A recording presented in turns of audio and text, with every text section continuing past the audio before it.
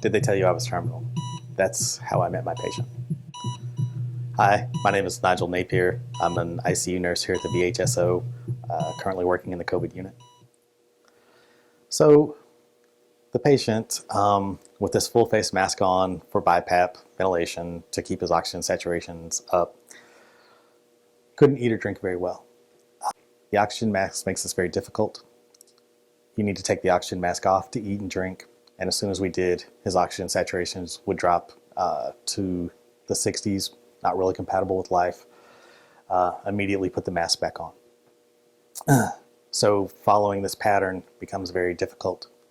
He becomes worn out. Discussing his food preferences, and I kept nagging him about this, and he would tell me, about fast food, burger and fries. I talked to our nutritionist, Angie Thomas, and conveyed to her what the patient had said about his food preferences, and specifically fries. Angie Thomas said she would see what she could do. Angie came back to the kitchen, and she was talking to me and Kelly Sutton, being the other cook, and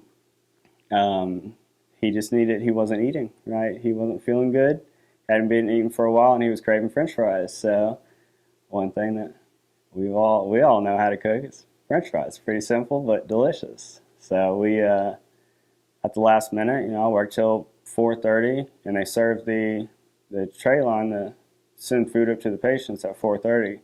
So we just waited till the last second and cooked them. It turned out great.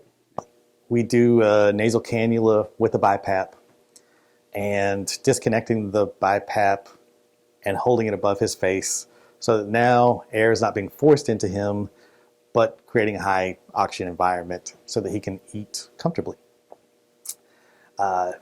Dipping his fries in the ketchup, he starts to eat it. After his first bite, he just looks at me and says, "Wow, this is really good," and just so surprised.